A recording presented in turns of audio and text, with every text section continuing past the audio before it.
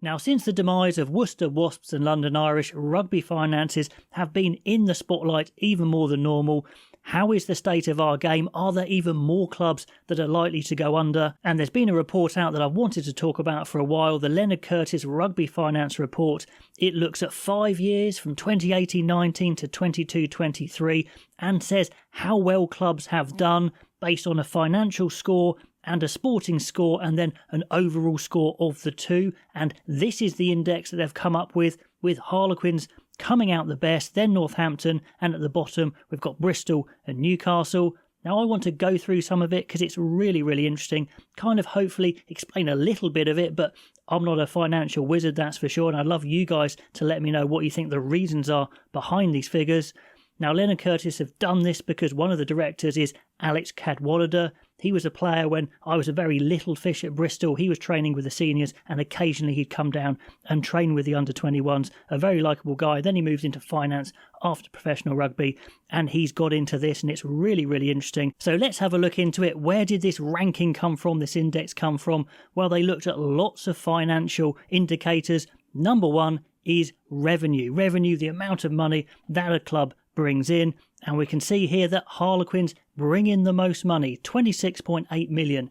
It sounds like a lot, but compared to some sports, i.e. football in the UK, in England, it's nothing, to be honest. I was looking at this with some of my students the other day because you can, of course, just type into Companies House and bring up financial records of previous years and have a look at the profit and loss and revenue and all that sort of thing. And I think Man City came up at about 750 million, so nearly £750 million of revenue. So 26.8 million doesn't really compare, but still, it's a lot of money coming in. Of course, just money coming in doesn't mean you're doing well because it depends what you're spending, and we'll come to that, but they lead the way, then Saracens, then Northampton, then Leicester, Exeter, Bath, Gloucester, and at the bottom, Bristol, Sale and Newcastle. Now, of course, revenue comes from many different sources, and ticket sales is a big one of those, and we can see that maybe sides that have slightly bigger grounds are doing a bit better maybe, but Saracens don't have big crowds. Indeed, they should have much bigger crowds considering how successful they've been. Anyway, they're raking in quite a lot as well, so there's other things like sponsorships as well, hospitality, all sorts of things go into it, but we can see that Harlequins, Saracens leading the way. We've got a few on 20 million there, Bath on 19.7, Gloucester on 18.1, and then quite a big drop off down to Bristol, and then Sale and Newcastle in the 11 million figure. So let's have a look at the wage table. Now, wages are really interesting. It's not just how much you pay, but also what percentage of your revenue goes on wages, and you can see that is wildly different. I mean, I'll pop up the table of all the 5 years from Leonard Curtis. Credit to them here for this table. I didn't make this one here. And you can see that some sides have increased the amount they pay on wages. For example, Harlequins have gone up from 13 million to 15 million. But then look at the percentage. That's actually less than it was 5 years ago. So it does depend on the percentage because businesses don't want to pay huge percentages on their wages, on their players and their staff, because then, of course, they can't use their revenue for other things like improvements to training facilities or anything like that. So let's have a look at it. Harlequins on 15.1 million, but it sounds a lot. It is the most, but only just over 50%. Then we go down to Newcastle on 9.2, but look at Newcastle there. Even though they're paying a lot less in wages, it's still 82% of their whole revenue compared to Harlequins 57. Look through the rest, some other high figures there. Bristol 87% and Sale an eye-watering 92% of their revenue going on players. Then Bath's pretty high on 75% and a few in the 60s, but definitely some eye-watering percentages there. I mean, Bristol have a lot of investment, have some rich owners, and they're paying 87% of all revenue on player. So that is really interesting. The teams that have lower percentages, you could argue, are doing better. And if you look at it at the graph there, you can see Harlequins are getting 12 million in revenue that they don't have to spend on wages and they can decide what to do with it. Saracens pretty good as well. Leicester, Northampton, not bad. And you can see how bad it is for the likes of Sale and Newcastle. Then maybe an even more telling metric, profit versus loss. All the money coming in compared to all the money going out. Are they losing or making money in a year? I'll pop up the full table as well from Leonard Curtis, and I think the highlight is Everybody is in the red. Everyone's losing money in 22-23. Sure, we've got a ranking there where Gloucester lost least money and Saracens lost the most, but still there's a lot of money being lost there, from about 1 to 5 million being lost. So no one's doing that great. And if you look at the table here, there is some positives. For example, Northampton Saints made some money in the previous 2 years before 22-23, but there's a lot of brackets in there. Brackets meaning negative, of course, loss. And we do have a funny figure in the middle that has a lot of positives in it, but that's because that was the CVC investment money. And we can see that even that injection of money doesn't mean they suddenly then turn it around and start making money again. We see some massive losses there. 2021 for Exeter Chiefs, 8 million. Of course, it does depend what you're spending your money on. Maybe you're spending your money on improving conference facilities or anything like that, but it still amounts to a loss. So yeah, lots and lots of negatives.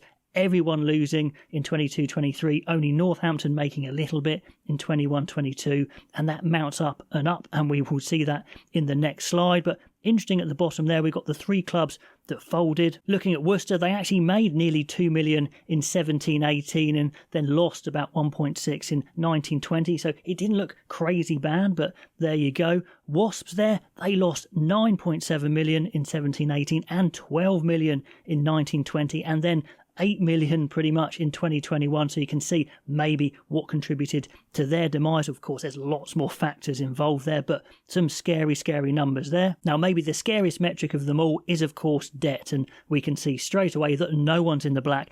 Everyone's been building up debt. Look at the full table here.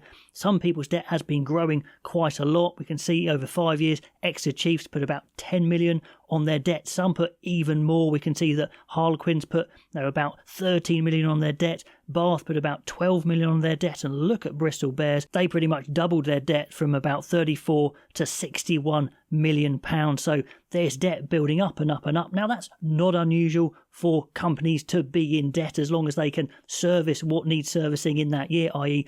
the debt percentage they have to pay, plus of course the wages and all the outgoing. So if they can continue to pay those things, then they stay solvent. But of course, when you're in that sort of debt, if you can suddenly not finance that debt, if you can't play the players, then everything goes south. So players in these clubs with lots of debt probably don't really realise or don't really feel that debt around them because everything's happening as normal, but it can all be over very quickly if that debt is called on, if you can't pay the interest on that debt. So it's some scary stuff, but at the moment Exeter have the least amount of debt, but they are in debt of 15.6, and Gloucester, then Northampton, then some in the 20s, then it creeps up a bit, Harlequins 36.3, Newcastle, who you might think might be managing their budget a bit more cleverly because they have least revenue, are actually in a lot of debt. No, the 9th worst there, 39.1, and the king of the debt, if you like, the worst of all, is Bristol. Yes, they've got lots of finances behind them, but they are building up debt and debt and debt as they lose money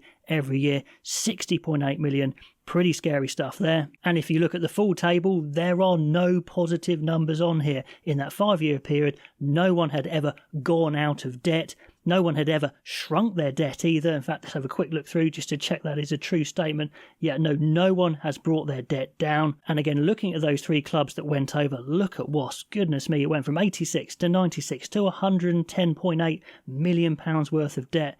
Just a crazy amount of debt there. Scary stuff. Then it gets a bit complicated, a little bit over my head to be honest. The balance sheet test where they're looking at liabilities versus asset, i.e. everything they might have to pay compared to all the money they could possibly get their hands on if they hypothetically sold everything, including stadiums, including any investments they have or anything like that, training grounds that they might own.